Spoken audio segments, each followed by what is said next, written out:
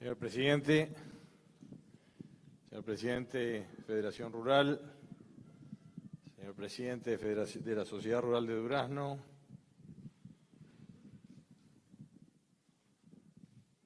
presidente de la Rural de Jóvenes, señores legisladores, señor ministro de Trabajo que nos acompaña, futuro presidente de la Federación Rural, felicitaciones por su designación, a los señores productores, representantes gremiales, legisladores que nos acompañan, en fin. Después de una gira oficial extensa por China, me veo tentado a hablar de China, pero eso lo vamos a dejar para mañana. Lo vamos a dejar para una conferencia de prensa donde ahí daremos nuestra visión de este viaje. Pero hemos ido allí, que es nuestro principal mercado de destino, a buscar más oportunidades para los uruguayos. Hemos vivido meses muy difíciles, muy duros, y lo hablo como productor, que siempre he sido y que siempre seré. Hoy nos toca además la responsabilidad de gobierno. Y ahí nos hemos dedicado con todo nuestro empeño, el equipo del ministerio y buena parte del gobierno, a paliar esta terrible consecuencia de una de las peores catástrofes que el Uruguay, no solo el sector productivo del Uruguay, ha tenido que enfrentar. Lógicamente que no hay medida posible que pueda subsanar el daño que genera la peor sequía de la historia, según algunos evalúan. Las consecuencias van a ser tremendas del punto de vista económico, del punto de vista de la actividad, del punto de vista de las consecuencias futuras, porque esto tiene un efecto en el corto, en el mediano y en el largo plazo. Hemos hecho un esfuerzo que lógicamente no contempla la totalidad de las necesidades, porque sería imposible poder volcar los recursos en tiempo y forma para poder sortear este enorme impacto que vamos a tener. Nos hemos encontrado durante todos estos meses de enorme intensidad en el trabajo buscando las mejores soluciones, evidentemente por el canal del diálogo, por el canal de la comprensión. Lo hemos hablado en todos los ámbitos y hemos descargado desde el gobierno una cantidad de baterías, de medidas que empezaron por el alivio de la carga, el alivio de la tributación, el corrimiento de los pagos, que lógicamente no son la solución definitiva, pero sí necesitamos generar los instrumentos para la pronta recuperación, porque cuando empezamos el diseño de las medidas nadie sabía exactamente cuál iba a ser el final de la historia, y la historia no terminó. La historia sigue. Se corren los meses, se corren las previsiones, semana a semana venimos mirando los pronósticos y se achican las lluvias y se corren las lluvias y no terminamos de padecer un suplicio que ya viene por más de 3 años rumbo a 4, donde en forma intermitente y con algunos con más suerte o menos suerte la han podido ir llevando. Quiero aquí homenajear al sacrificio del espíritu del productor, el espíritu del productor resiliente, 100 kilómetros de su propio campo porque ya no había nada para comer ni nada para tomar. Muchos de ellos nos entrevistamos en nuestras giras por el interior, con ellos mismos conversando a la vera del camino y viendo cuál era la realidad y tratando de extenderle la mano porque también hubo un enorme esfuerzo comunicacional que muchas veces era difícil poder llegar con todas las medidas que fueron realmente efectivas para que ese productor que estaba allí con un enorme sacrificio, muchas veces acampado, lejos de su casa, con su familia, con una disponibilidad de agua en algún tanque que consiguió. Y todo eso es la realidad del impacto de una situación que pegó y que va a pegar muy duro hacia adelante. El gobierno convocó lo que se llamó el gabinete productivo como un gabinete de crisis que cada 10 días, 15 días se reunía para tratar de sacar las medidas de forma más urgente. La colaboración del Parlamento también, que por muchas oportunidades legisló en forma ágil a efectos de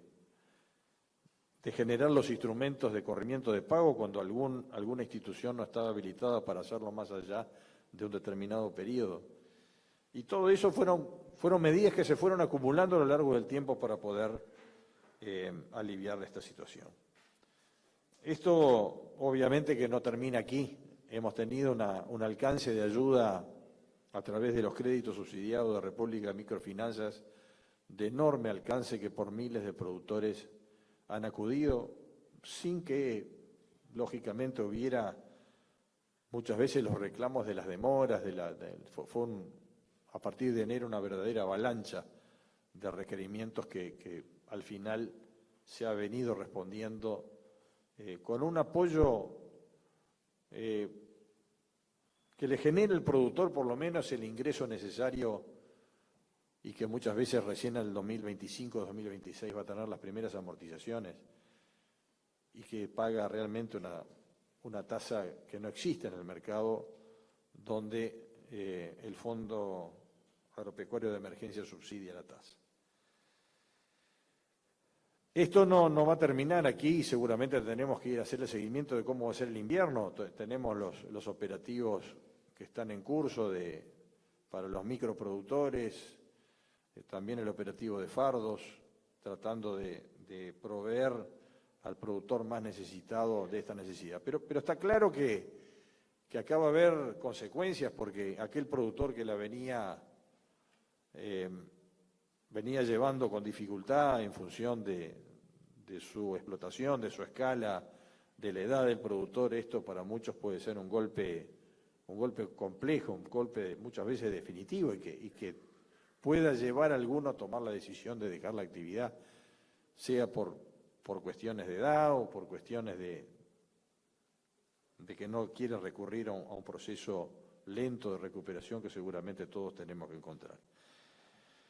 Cuando le planteamos el viaje tan extenso al presidente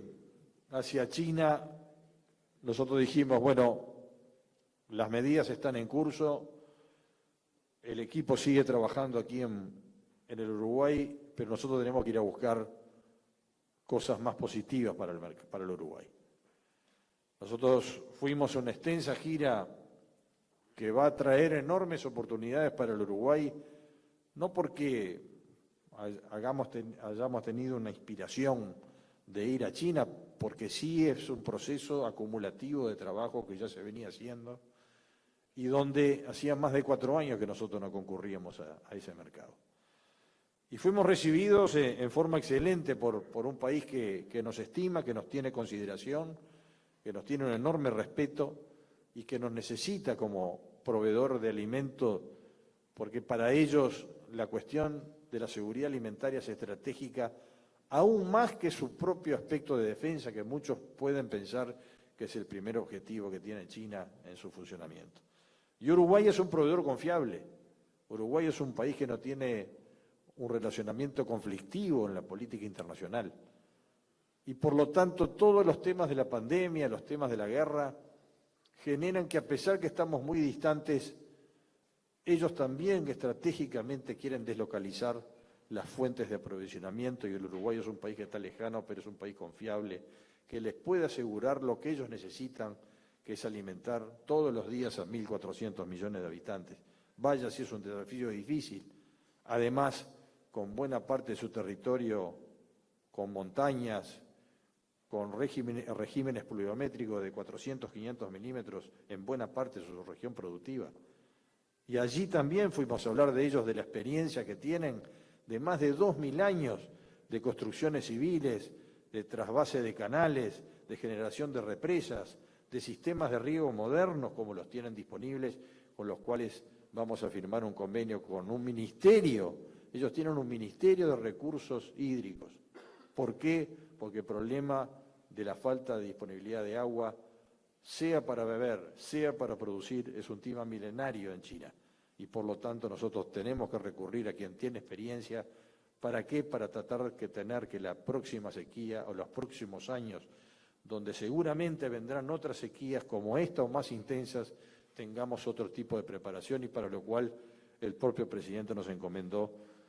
que preparáramos un proyecto de enorme importancia para que el Uruguay pueda enfrentar de mejor manera, con obras estructurales y con sistemas también de sistemas de riego, de disponibilidad de agua, de embalse, porque tenemos el agua mal distribuida, pero tenemos la topografía para embalsar y tenemos que tener las condiciones, pero nos falta inversión, nos falta capacitación de personal, nos falta decisión, porque en realidad el Uruguay normalmente le sobra el agua, no le falta el agua. Pero llegó el momento que empezó a faltar. Y por eso tenemos que tener el gran seguro del productivo del futuro, porque es la realidad. Si esta sequía se extiende por 1 o 2 años más, seguramente las consecuencias van a ser terribles, no solo para el sector agropecuario, pero para toda la sociedad. Y hoy se tocó un tema, para no extenderme demasiado, que es un tema muy importante, que es el tema de la conciencia agropecuaria. La sequía llegó al país cuando se anunció por primera vez que algunos centros poblados tenían 15 o 20 días de agua disponible de bebida. Hasta ese momento nadie se dio por enterado del problema de la sequía y el impacto que tenía en la producción nacional, como venimos sufriendo todo el sector productivo hace más de 3 años. Y eso es una falta de conciencia agropecuaria donde todos nosotros que hemos estado en el gremialismo, en el gobierno, tenemos que asumir nuestra cuota de responsabilidad, que no hemos sabido transmitirle la importancia que tiene este sector del país. Y eso pasa también hasta en los temas de carácter legislativo, donde claramente los legisladores son el reflejo de la propia sociedad. Entonces, hemos fracasado en absoluto en poder transmitir la importancia que tiene el sector agropecuario. Lo asumo como productor, como gremialista en el pasado, y lo asumo hoy como gobernante. No hemos tenido la capacidad de transmitir, y creo que algo debemos hacer para cambiar esa visión, porque es absolutamente importante que tengamos esta realidad de poder enfrentar de mejor manera y en forma estructural los problemas que vendrán en el futuro. Hemos tenido una posición importante de algo que se ha tocado aquí en las palabras de quienes me precedieron respecto de lo vinculado a los temas de la sanidad. En el pasado, hace pocos meses atrás, se hablaba mucho de las consecuencias, por ejemplo, de la brucelosis en el sector productivo. Y yo creo que acá también hay que reconocer que a pesar de las dificultades, los esfuerzos hechos por todos, acá no quiero decir que el productor no haya puesto su cuota de sacrificio, pero evidentemente ha habido una respuesta muy importante de los servicios en la mejora de la situación de algo que nos dejó muy preocupados en los 2 últimos años respecto al incremento importante de la presencia de esta zoonosis que tiene tantas consecuencias en lo productivo. Con relación al tema de la bichera como objetivo encomendado por el presidente, hemos hecho avances importantes, hemos dispuesto ya los recursos a través de la votación de rendición de cuentas, no solo con el formato jurídico del fideicomiso de la bichera, pero también con la disponibilidad de los fondos que acordamos con las gremiales agropecuarias y que hoy ya tenemos el paso hacia adelante de la estructura del gerenciamiento, de esa persona clave que va a conducir los destinos del programa y que será anunciado en los próximos días en forma oficial, para ver si podemos empezar con el proceso de dispersión de moscas, que es la última etapa aún este año, como se planteó en su debido momento. Entonces, realmente hay lógicamente cuestiones que todavía nos cuestionamos respecto de la burocracia, de la agilidad. Nosotros mismos en el equipo nos vivimos cuestionando, bueno, cuán efectivos hemos sido, inclusive para la incorporación de los recursos humanos, que el propio presidente nos liberó como excepción en determinado momento porque se había tomado la decisión de no incorporar más personal a la administración pública en función de las decisiones y de las cuestiones presupuestales. Pues en el propio Ministerio nosotros estamos trabajando denodadamente para recomponer la plantilla del Ministerio, que se nos ha ido erosionando en función de la salida natural por jubilación de muchos funcionarios, que más de 100 se jubilan anualmente, y hace más de 4 años que no ingresa prácticamente nadie al Ministerio. Y realmente eso es un factor que se va desangrando, no solo que no contamos con personal, pero también